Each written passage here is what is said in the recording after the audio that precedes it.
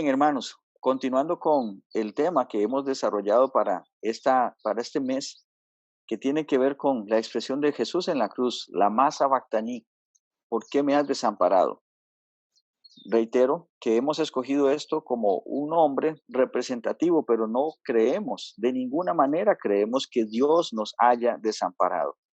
Estamos en tiempos tremendamente difíciles. Decía la Organización Mundial del Trabajo que Latinoamérica desde hace aproximadamente un mes tiene 45 millones de nuevos pobres. 45 millones de personas quedaron sin trabajo, quedaron sin un sustento, quedaron en un nivel de pobreza. Tienen que entender, hermanos, que los niveles, especialmente este tipo de niveles como el nivel de pobreza, tienen diferentes categorías. Cuando alguien vive por debajo de la línea de pobreza, estamos hablando que son personas que tienen menos de $10 diarios para su familia. O sea, estamos hablando de 35,000 pesos diarios. Y hay personas que viven bajo esa línea de pobreza. Pero vivimos tiempos muy difíciles. Bien decía el pastor Fabián cuando agradecía a Dios de que podemos todavía muchos de nosotros tener un sustento, una forma con la cual enfrentar las necesidades que tiene la vida, porque tampoco es que podemos salir a buscar trabajo. Se ha desaparecido, ya no hay. El modelo económico ha sido cambiado. Y entonces, ¿por qué hemos escogido esta temática de por qué me has desamparado? Precisamente para que como hijos de Dios veamos que Dios no nos ha desamparado, que Él está muy presente, que Él está activo, que Él está caminando a nuestro alrededor. Lo que pasa es que muchas veces nosotros no lo vemos, no lo notamos. Me gustaría que viéramos algunos de los clamores y algunos datos alarmantes que están pasando alrededor de nosotros. Por ejemplo, estamos perdiendo mantos acuíferos, tanto que ya se empezaron a trasladar ciudades alrededor del mundo por falta de agua. Ya no pueden seguir viviendo porque no tienen de dónde sacar más agua. De hecho, se considera que las guerras de este siglo son por la tenencia de los mantos acuíferos, porque el agua dulce o el agua que nosotros podemos consumir se está acabando. Antes nos enseñaban a nosotros que el agua era un recurso inagotable. Eso fue un mal cálculo. ¿Por qué? Porque sí, el agua se está acabando y especialmente en países como aquí, como Colombia, que tienen uno de los eh, recursos hídricos más grandes del mundo, no solo del continente, sino del mundo. Cuando algunas personas apuestan a la extracción de petróleo, van a destruir con esos mantos acuíferos. Así que necesitamos hacer algo.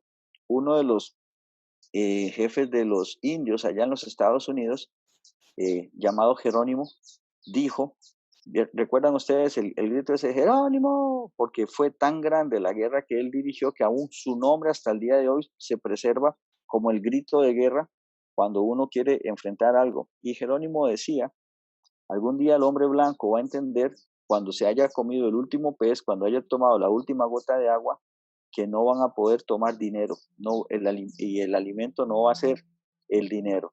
Necesitamos, hermanos, interceder, ser más proactivos con respecto a lo que es el mantenimiento de los recursos y en este caso del agua.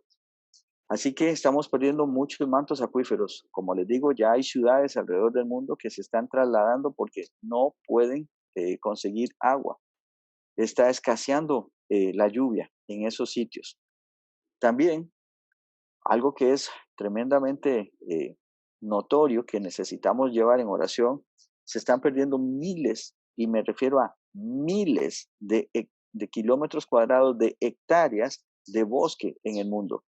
El año pasado, si ustedes recuerdan, tuvimos el incendio aquí en el Amazonas, no me acuerdo exactamente, pero por millones de hectáreas que se quemaron, sabiendo que el Amazonas es uno de los pulmones del planeta, ¿sí? Pero al mismo tiempo, y no nos dábamos cuenta, en África, en varios países, el Congo y otros más, que también tienen bosque, también el incendio fue prácticamente el triple de grande. Y todo eso con solamente el propósito de extender ganadería, de extender otras cosas. Y entonces el aire que ustedes y yo estamos respirando cada vez es un aire menos enriquecido con oxígeno, porque es fácil, la matemática es fácil. Si las plantas son las que pueden producir del dióxido de carbono, producir oxígeno, y quitamos las plantas, pues usted y yo nos vamos a envenenar muy pronto porque no vamos a poder estar respirando eh, suficiente oxígeno. Por la gracia de Dios seguimos respirando, por la gracia de Dios seguimos, pero al menos los que vivimos aquí en Chinauta tenemos que sufrir constantemente la irresponsabilidad de las fincas alrededor que todos los días queman. Está súper prohibido, pero todos los días queman. ¿Por qué? Porque tienen una costumbre, tienen una cultura destructiva, autodestructiva. Y con nosotros como hijos de Dios tenemos que observar esas conductas, esas actitudes. Cuando le dicen a uno, pero ¿por qué está quemando basura? "Ah, no, es que eso es un poquitito". Ahora imagínense que cada poquitito en Colombia, si cada persona continúa con esa forma de vida, estamos hablando de 49 millones de poquiticos. Eso ya es un incendio de grandes magnitudes. ¿De acuerdo? Tenemos que ser más diligentes y orar por esto.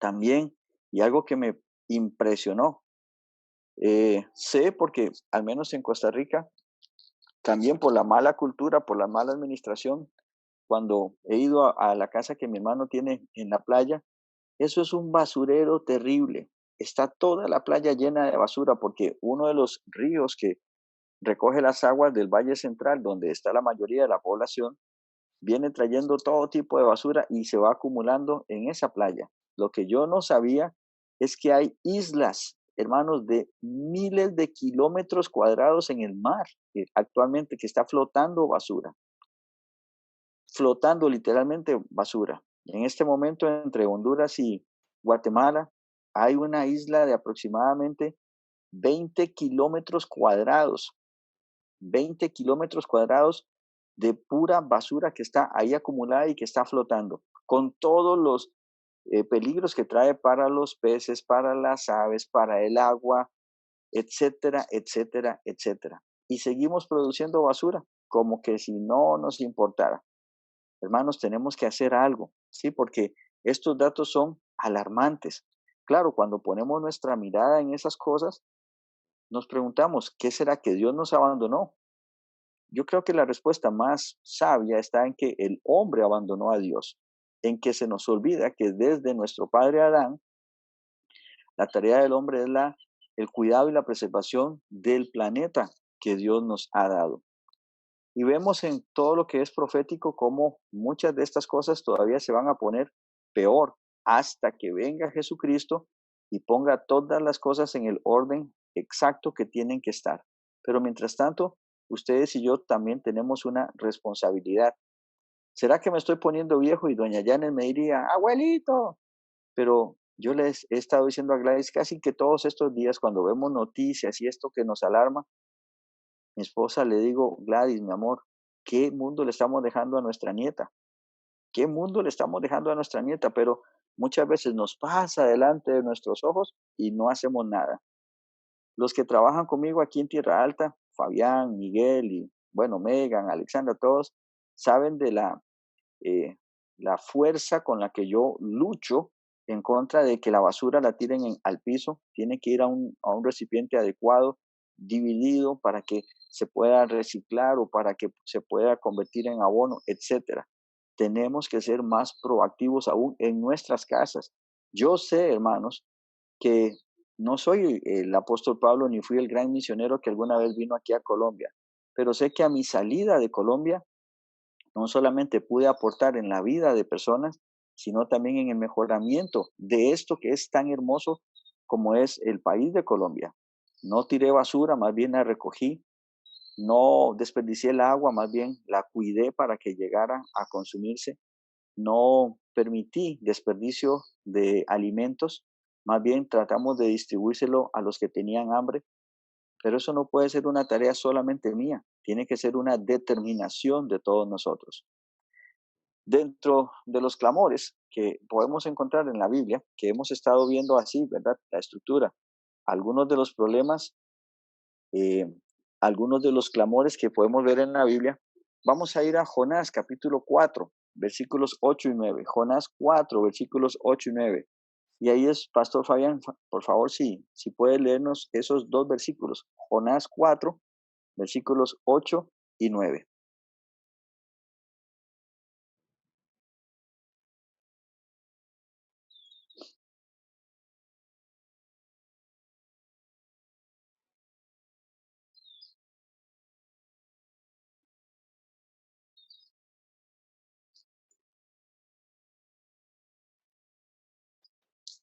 ¿Estás por ahí, Fabiancho, o te perdí?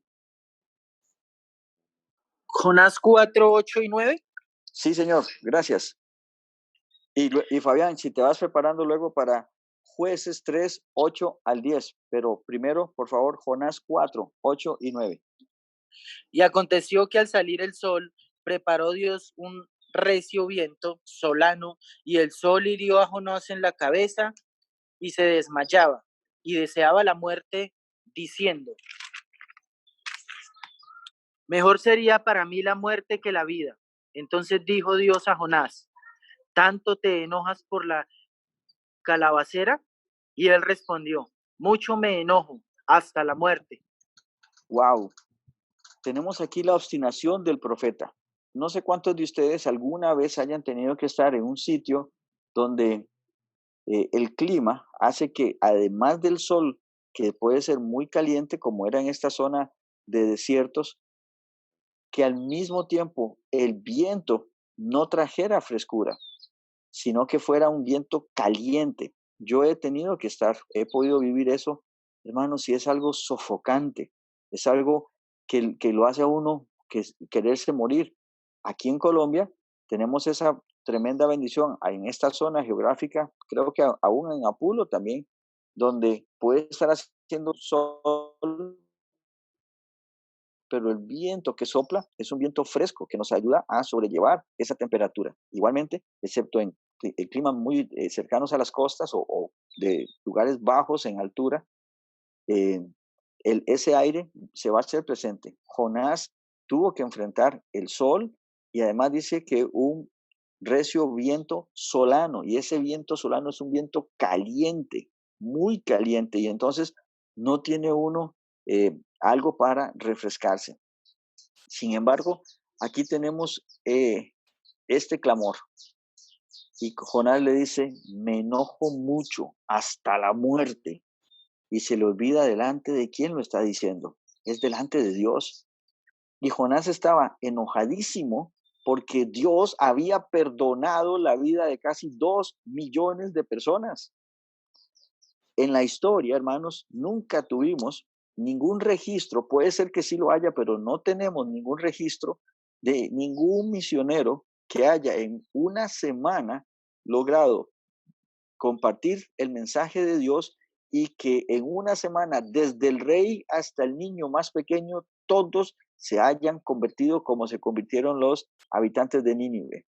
Pero Jonás no quiso ver eso. Jonás tenía una agenda personal y en esa agenda personal él quería la destrucción de Nínive. ¿Por qué?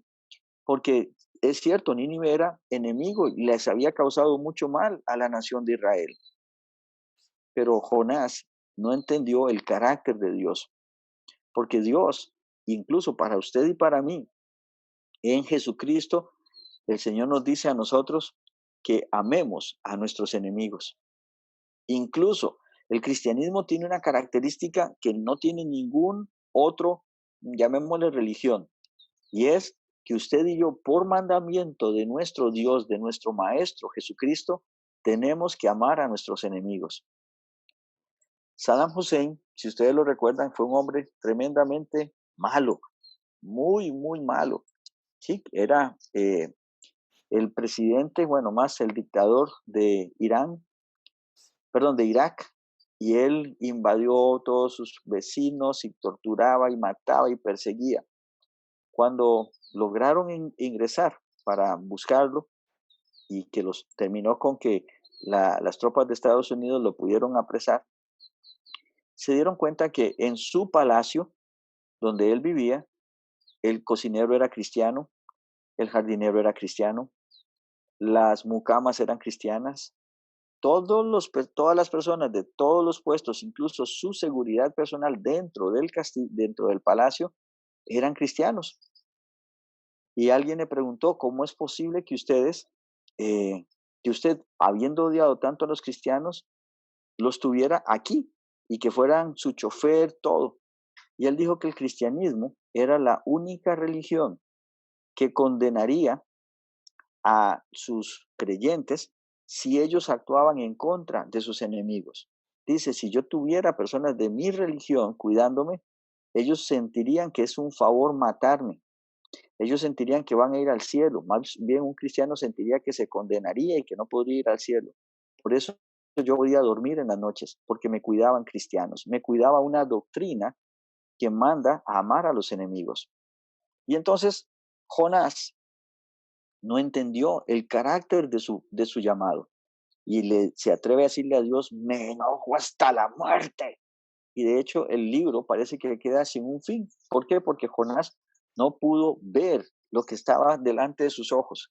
Haber sido el hombre que Dios utilizó quizás en la manera más grande, hermanos, más grande en el ganar a todo un pueblo para Dios en una semana. Él no, él estaba enojado y su enojo no le permitió ver. ¿Y de qué me habla eso? Lo que la Biblia nos dice a nosotros en el Nuevo Testamento. La ira del hombre no obra la justicia de Dios. Tengamos cuidado cuando nos enojamos así. ¿Por qué? Porque cuando estamos en ese momento de ira, creemos firmemente que Dios, la más sabactaní, me abandonaste, Dios, yo sabía, y no mataste, y no hiciste alto. La agenda de Dios es santa, es justa, es perfecta. La mía puede ser una revancha, puede ser una ira explosiva. Y lo mismo puede pasar con personas cercanas a nosotros. El segundo clamor que quiero que veamos está en Jueces, capítulo 3, versículos 8 al 10. Fabiancho, ¿lo tienes listo? Sí, señor. Por favor, léelo. Y la ira de Jehová se encendió contra Israel y los vendió en manos de Cusán Risataim, rey de Mesopotamia, y sirvieron los hijos de Israel a Cusán Risataim 8 años. Entonces clamaron los hijos de Israel a Jehová, y Jehová levantó un libertador a los hijos de Israel y los libró. Esto es a Otoniel, hijo de Cenaz, hermano menor de Caleb. ¿El 10 también? Sí, por favor. Y el espíritu de Jehová vino sobre él y juzgó a Israel y salió a batalla, y Jehová entregó en su mano a Cusat Risataim, rey de Siria, y prevaleció su mano contra Cusán Risataim. Gracias. Tenemos aquí otro clamor. El pueblo de Israel había sido entregado por su pecado, por su dureza, había sido entregado a sus enemigos. Y hay muchas personas que me dicen, pastor, ¿y no será que esto de el coronavirus tiene que ver con un juicio de Dios? Dentro de las posibilidades, porque yo no soy, hermanos, abogado de Dios, ni conozco todos los propósitos que tiene Dios dentro de las posibilidades, sí, hay una posibilidad de que Dios haya concedido o permitido esto. Sin embargo, Alexa leía algo en el Salmo 91 que es tremendo. Dios pudo haber concedido esto para la humanidad, pero para nosotros, sus hijos, podemos en esto ver también la protección sobrenatural que Él tiene para nosotros. ¿Me explico? No estoy diciendo esto, el coronavirus es un juicio. No, no lo estoy diciendo porque, hermanos, todavía no, yo soy finito, así como usted lo es. Y no puedo saber todas las cosas que están pasando a nuestro alrededor. Pero puede ser, sí, que Dios haya concedido esto porque haya tanta maldad en el hombre y eso generaría entonces un clamor. Pero nosotros no estamos escuchando, hermanos, de grandes avivamientos ni de movimientos. No, más bien estamos escuchando que la agenda del movimiento LGBTIQ y todas las demás letras está avanzando que se están aprobando a este mismo momento, como las personas no pueden salir ni manifestarse, se están adelantando leyes para que se puedan casar adultos con niños y que ya eso no sea un delito, o sea, ya no hay pedofilia en muchos países, de que hayan esos matrimonios llamados igualitarios donde dos hombres se pueden casar o dos mujeres o un hombre y un árbol o una mujer y un perro. Todas esas cosas se están aprobando en este momento y muchas cochinadas más que están pasando. ¿Lo ven? Entonces, sí es posible que pueda estar sucediendo eso en este momento. Sin embargo, como hijos de Dios, ustedes y yo tenemos que clamar a nuestro Padre. El clamor de ellos es: Señor, este hombre Kusan Rizataim está lastimando, y Dios en su misericordia decide actuar y les envía a ellos, en este caso a Otoniel. Si no me equivoco, y perdónenme si no lo tengo completamente exacto, pero creo que durante 40 años estaría Otoniel juzgando Israel, protegiendo Israel, obrando la obra de Dios. Pero ¿saben qué sucede cuando él muere? Israel vuelve a lo mismo. Y me habla de la madurez del pueblo. Cierto que Dios tiene pastores en medio de nosotros. A mí me toca esa hermosa tarea, difícil tarea, pero hermosa tarea. Lo mismo a Fabián, lo mismo a Miguel Ángel. No sé si tenemos algún otro pastor aquí conectado, pero hermanos, su fidelidad a Dios no está determinada por nuestra presencia. Nuestra fidelidad a Dios tiene que estar determinada por la presencia de Dios en nuestra vida. Y entonces, no es de que usted es un buen cristiano cuando yo lo estoy mirando. Usted tiene que ser un buen cristiano siempre que Dios lo está mirando. ¿Y saben cuándo es eso? En todo momento, en cada lugar, Dios le está mirando. Así que esos son los clamores, esos son los datos alarmantes. Pero vayamos entonces y veamos dónde está Jesús. Durante todo este mes hemos visto en el libro de los Hebreos, la carta a los Hebreos, lo que nos dice esa carta de lo que Jesús está haciendo en este momento. Él no está ausente, Él no está lejano a nosotros. Y hoy quisiera que viéramos dos situaciones que están en la carta a los Hebreos que nos dice qué está haciendo Jesús. Fabián, por favor, si vamos a Hebreos en el capítulo 4, versículos 14 al 16. Hebreos 4, versículos 14 al 16. Y dice Hebreos 4, 14 al 16: por tanto, teniendo un gran sumo sacerdote que traspasó los cielos, Jesús, el Hijo de Dios, retengamos nuestra profesión, porque no tenemos un sumo sacerdote que no pueda complacerse de nuestras debilidades, sino Compadecerse. uno que fue, Señor, Creo que es compadecerse. sí, compadecerse, Ajá. sino Sí, uno que fue tentado en todo según nuestra semejanza, pero sin pecado. Acerquémonos, pues, confiadamente al trono de la gracia para alcanzar misericordia y hallar gracia para el oportuno socorro. Gracias. ¿Saben qué está haciendo Jesús? Consolando, consolando. Cada vez que usted entra en oración y le dice, Señor, tengo este problema y todo, y usted sale aliviado, ¿quién cree que lo consoló? ¿Quién cree que es la persona que le dio esa fuerza para seguir adelante? ¿Por qué cree usted que se sintió que se pudo, digámosle así, vaciar en su corazón? Porque el ministerio de Jesucristo a través de su Santo Espíritu es consolar a su pueblo. Él nos está consolando. ¿Por qué creen ustedes que antes, cuando empezó el culto y yo pedí motivos de gratitud, había un cántico en nuestra boca, había una gratitud en nuestra boca? Porque Jesús nos está consolando. Él no está ausente de nuestros problemas. Él los sintió también alguna vez. ¿Se puede imaginar cuando Jesús estuvo 40 días y 40 noches ayunando solo en el desierto? Él entiende lo que usted y yo estamos haciendo por estar encerrados. Él entiende todas esas cosas. Y entonces dice que puede consolarnos. Él nos está consolando porque Él puede compadecerse de nuestras debilidades. Conste, debilidades son los puntos frágiles que nosotros tenemos sin que estos sean pecado. Sí, sin que estos sean pecado. Les confieso algo.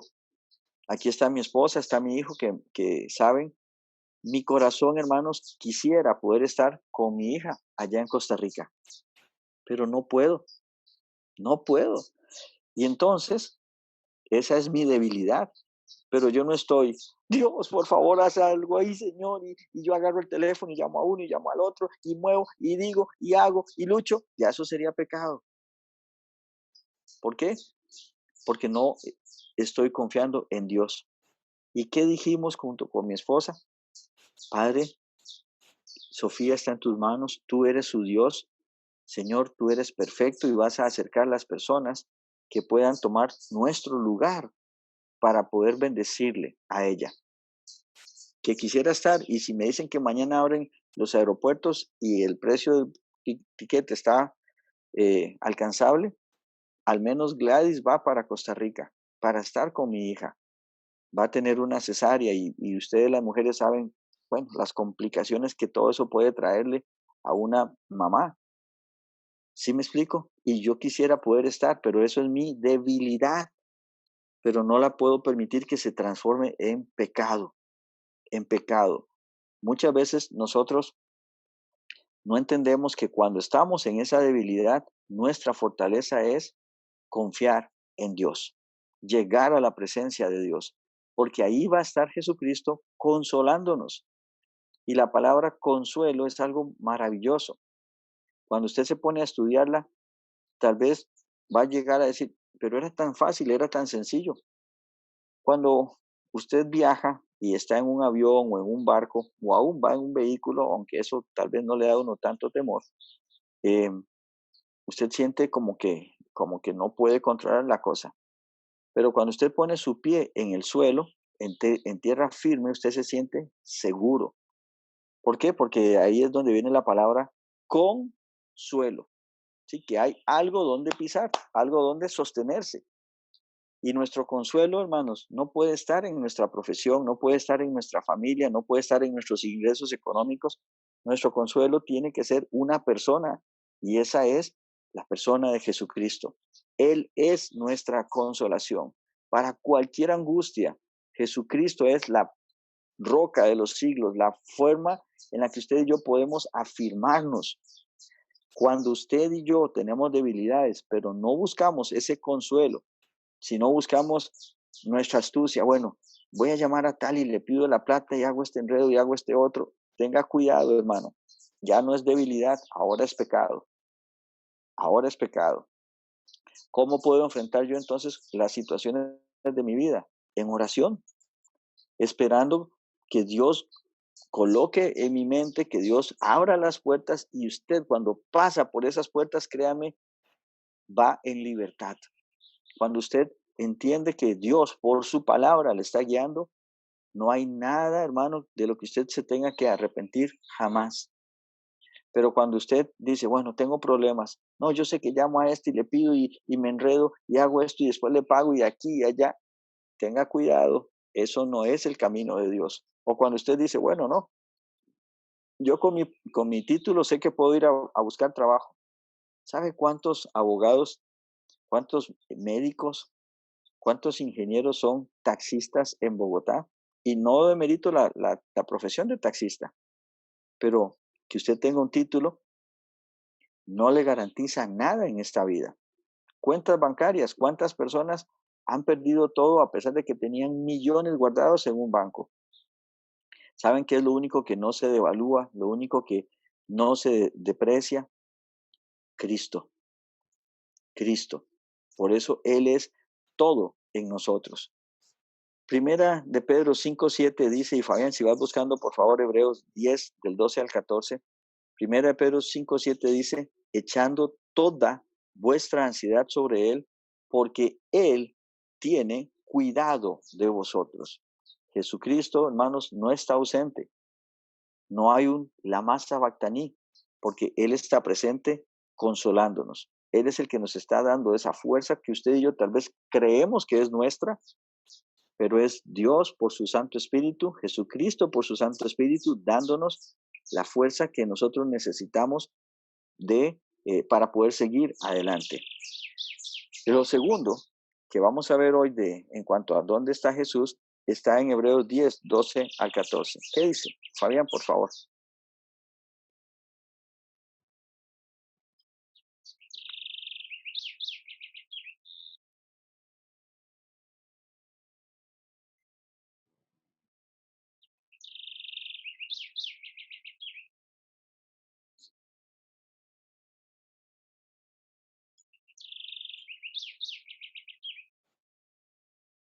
Fabián, ¿estás por ahí? Sí. Sí, señor. Adelante. Hebreos 10, 12 al 14.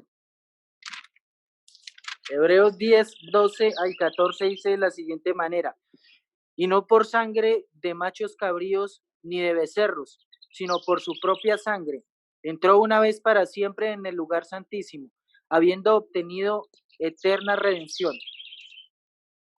Porque si la sangre de los toros y de los machos cabríos y las cenizas de la becerra rociadas a los inmundos santifican para la purificación de la carne, cuanto más la sangre de Cristo, el cual mediante el Espíritu Eterno ofreció a sí mismo sin mancha a Dios, limpiará vuestras conciencias de obras muertas para que sirváis al Dios vivo. Hay algo que no me coincide, espérate para... No, Ay, Fabiancho. profe, estoy en el 9, perdón. Eso, es el 10, 12 al 14. Sí. Perdón. Pero Cristo, Tranquilo. habiendo ofrecido una vez más para siempre un solo sacrificio por los pecados, se ha sentado a la diestra de Dios. De ahí en adelante, esperando hasta que sus enemigos sean puestos por estrado delante de sus pies, porque con una sola ofrenda hizo perfectos para siempre a los santificados. Gloria a Dios por eso, hermanos.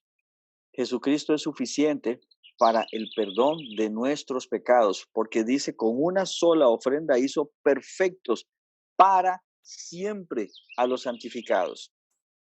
Y eso tendría que darnos a nosotros un amén. ¿Por qué? Porque no necesitamos otro sacrificio, no necesitamos otra. No sé si vieron, pero me pegó en el cabello, pasó el ave tan rápido y me pegó en la cabeza.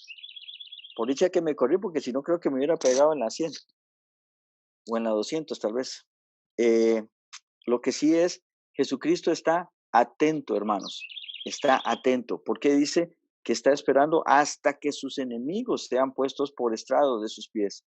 Hermanos, si Cristo, que es todopoderoso y podría decir, se acabó y se acabó todo, está esperando a que el plan del Padre se cumpla, ¿quiénes somos ustedes y yo para querer que todo se haga en nuestro tiempo y conforme queremos? Ustedes me han escuchado 1000 veces hablar y decir cosas especialmente en contra de esas teologías falsas de prosperidad y todo, y que declare y que usted diga y haga y que ya se cumple y usted pacte porque el Señor y usted tiene poder y autoridad. Hermanos, ¿saben qué tengo que hacer yo? Esperar en su tiempo, porque sus tiempos son perfectos. Tengo que aprender la humildad de estar delante de una majestad tan grande como lo es Dios. Por diferentes trabajos y cosas he tenido que estar delante de personas, humanos, con muchísima autoridad, con muchísimo poder, presidentes de países, representantes de grandes naciones, personas que tienen mucho conocimiento científico. Y he tenido que aprender delante de esos hombres a ser humilde. ¿Cuánto más delante de mi Padre Celestial, que es tan grande y todopoderoso, que todo lo sabe, hermanos, que nunca se equivoca, que es perfecto en justicia, que es perfecto en moral, que es perfecto en santidad? Tengo que aprender a esperar. ¿Por qué? Porque Jesucristo me lo muestra. Él está atento, está a la espera de que el Padre le diga, hijo, tiempo de volver, porque Él vendrá. Él viene por segunda vez, hermanos. Estadísticamente, proféticamente, por cada un pasaje que aparece de su primera venida, hay 8 que hablan de su segunda venida. O sea, si ya Él vino, es 8 veces más seguro que Él va a volver. y el mundo lo tiene por tardanza, ¿sí? El mundo lo tiene por tardanza, pero Juan, cuando vio toda la manifestación de la gloria de Cristo y la profecía que le dio, llamada Apocalipsis, que significa revelación, termina diciendo, amén, ven pronto, Señor Jesús, ven pronto, Señor Jesús.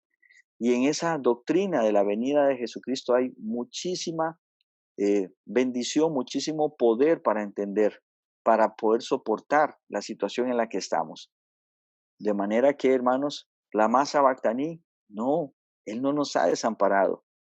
Él está consolándonos, Él está atento esperando el momento en que su venida se ejecute. El Salmo 121, versículos del 3 al 5 dice, no dará tu pie al resbaladero, ni se dormirá el que te guarda. He aquí, no se adormecerá ni dormirá el que guarda a Israel. Jehová es tu guardador. Jehová es tu sombra a tu mano derecha. Jesús, quiero decirte, hermano, está listo y preparado para socorrernos en cualquier situación. ¿Por qué? Porque Cristo es suficiente para todas mis necesidades y me prepara para todas las circunstancias. Lo repito, Cristo es suficiente para todas mis necesidades y me prepara para mis circunstancias. Todo lo que nosotros tenemos que no sea Dios tiene caducidad, tiene un límite. Amo a mi esposa, ella es suficiente para mis necesidades afectivas, para mi necesidad de amor, para vivir una vida en pareja, todo eso. Pero Gladys no es suficiente para consolarme en todo, ni para entenderme en todas mis luchas. Cristo sí. No sustituyan a Cristo con nada. Aprenda a disfrutar al 100% su trabajo, su familia, los deportes que le gustan, pero con ninguna de esas cosas, por favor, sustituya a Jesucristo, porque Él es el único con capacidad de satisfacer todas sus necesidades y también de prepararnos para afrontar todas las circunstancias que tengamos que vivir. Un día de esto voy a preguntar a alguien que recuerde una situación en la que usted decía, de aquí no salgo, ya no puedo más, ya no tengo fuerzas. Pero mire, pasó y ahora mira para atrás y dice, ahora veo la mano de Dios. Esta situación que estamos viviendo va a ser igual. Difícil ahora, queremos que ya termine, pero hay un propósito. Esperemos, esperemos en Cristo. Y cuando pase todo esto, miraremos para atrás y diremos, somos una generación que no solamente vio el cometa Halley, que vio alineación de planetas, y por cierto, hay una alineación de planetas esta noche. Se pueden ver 5 planetas sin necesidad de telescopio y un cometa también. Eso fue un comercial. Seremos esa generación que dice, y nosotros vivimos el COVID, que es una de las grandes tragedias que ya se hizo un lugar en la historia junto, bueno, todavía no en cuanto a resultados, pero sí en cuanto a cómo ha detenido la economía global junto a la fiebre española, junto a la peste bubónica.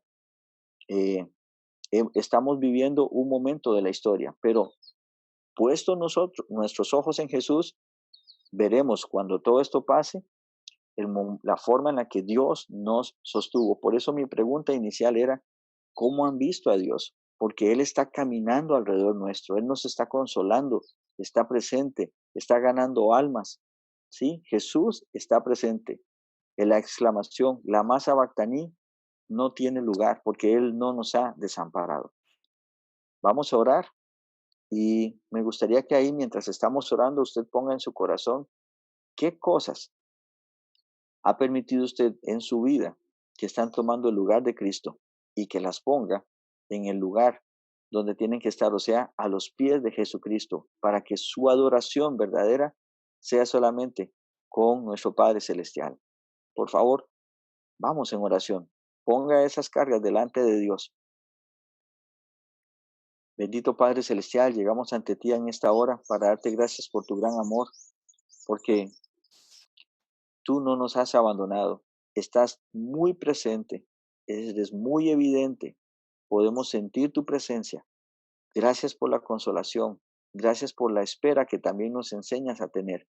Te pedimos, Señor Jesús, que pueda ser perfeccionado en todos nosotros.